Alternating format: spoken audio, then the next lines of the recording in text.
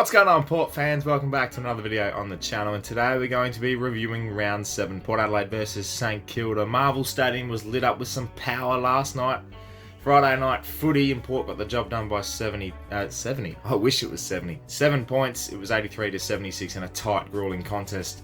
And it was one that Port Adelaide can definitely savour because it was probably the best win of the year in terms of how we played and the ability for Port to manipulate St Kilda's defence and use it to an advantage. It was a real tactical masterpiece by Ken Hinkley, coached very well, and the players executed perfectly after quarter time.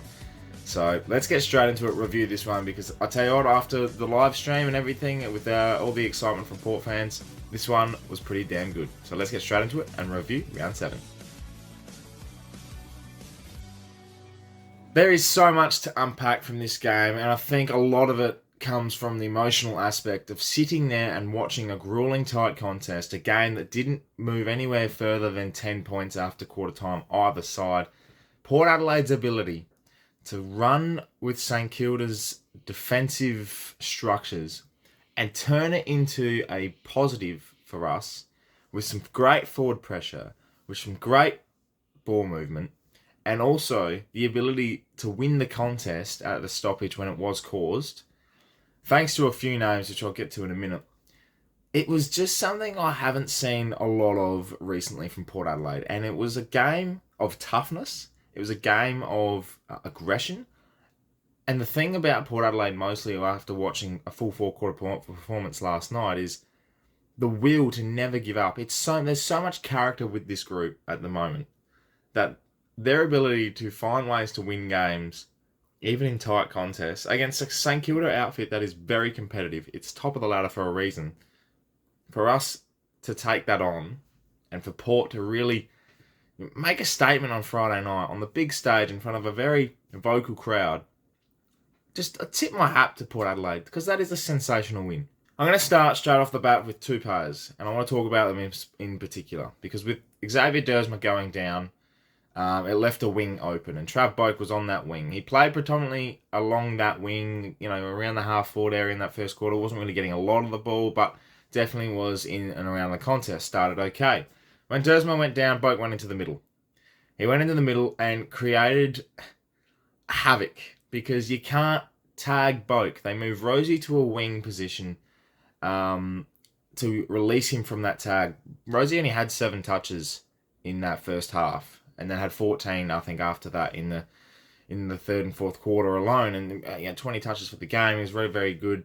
And in the way he was being creative with his ball movement and really composed, which is a great word because I want to get to that in a minute. But by going into the middle, created a difference that St Kilda didn't have, and that was gut running. And Boak was able to go 2 ways consistently. 1 minute he's crossed at the stoppage on the outer wing, and then next thing you know, he's creating a tackle on this side of the wing. He's ran about 400 metres just to get to that contest to contest. To have 30 touches, 15 kicks, 15 handballs, I think it was 6 marks and 6 tackles. Trav Boak played his best game this year. People that said he was done are looking very foolish right now, because all he needed was a moment in the middle. Play him in the middle more, Kenny. You just have to do that with Boak. It's shown. When he doesn't have to play there full time. He can play on that wing, he can play at half forward. But if you can get him 50% of the time in the middle, he's going to create some things, and he's a genuine match winner. He doesn't have to be a match winner by kicking goals. Yeah, you can be a match winner by winning those one-on-one contests, creating opportunities in that contest, and relishing the moment of just running back and forth like no tomorrow. No one can stay with him. And it makes me happy because I get to talk about Boak. But in particular, a performance like that, it was a leadership performance. That was, I've still got things that I need to prove. And Trav Boak did that. He was absolutely sensational. The other one, Jason HORNE-FRANCIS. 25 touches, had 11 clearances. 9 of those clearances came at half time.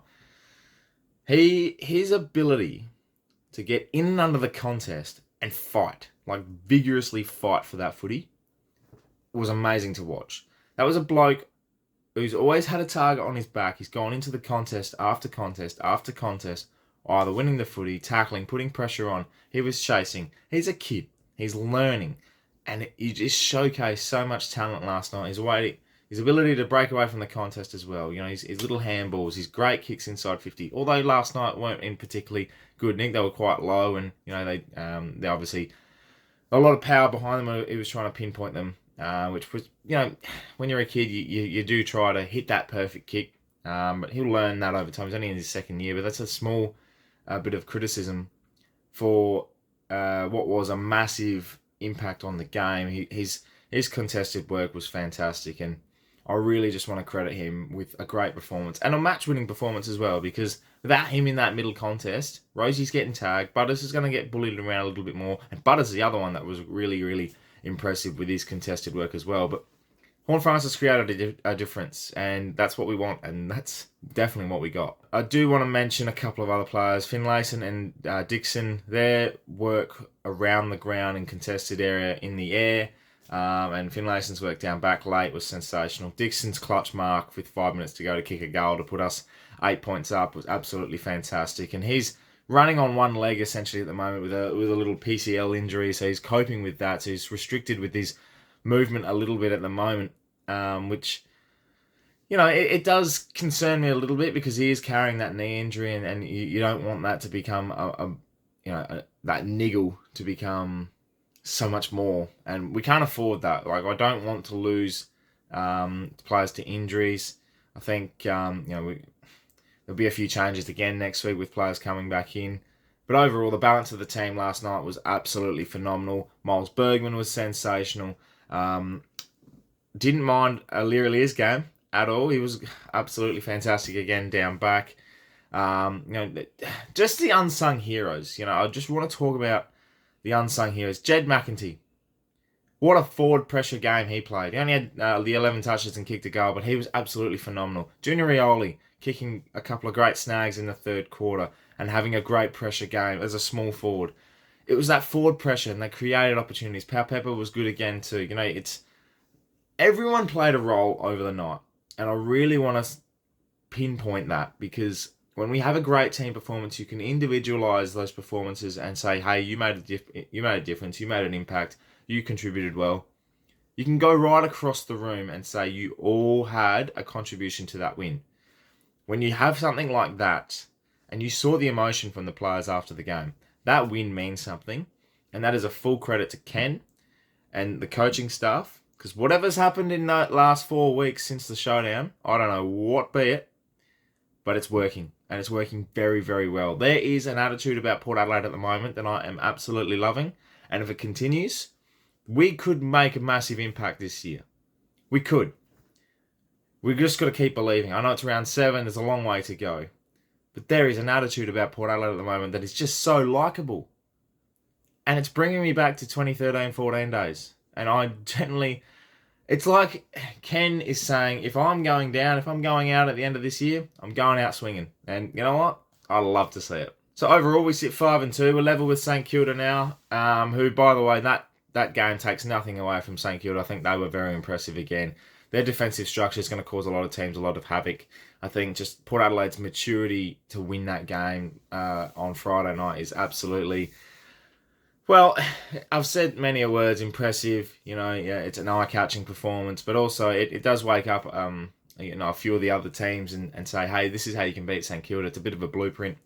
But overall, St Kilda should not be, too disheartened. They should be proud of themselves, and I think they will make an impact this year at some stage. I think 5-2 says that already. So for us to be 5-2, I think that's very impressive, Port fans. And from being 1-2 and having an untenable coach, which is probably still in that position at the moment, but it's just a lot more relaxing to be 5-2, knowing that you have a good team on your hands and anything's possible in such an open season. Well, Port fans, thank you very much for watching this review. I'm happy. I hope you're happy as well. So leave a comment below about your thoughts with this game. It's obviously a fantastic game. Both was best on ground. I'm happy, really. So make sure you subscribe to the channel if you are new, for plenty more Port Adelaide and AFL content to come your way. Make sure you look out for the Glass Table episode 9 to come out on Monday, and also check out the latest episode that's just come out as well. Plenty more to come on the channel very soon, a couple of big announcements as well, so keep an eye out for that. My name's Anthony, thank you so much for watching, and as always, go on the pair.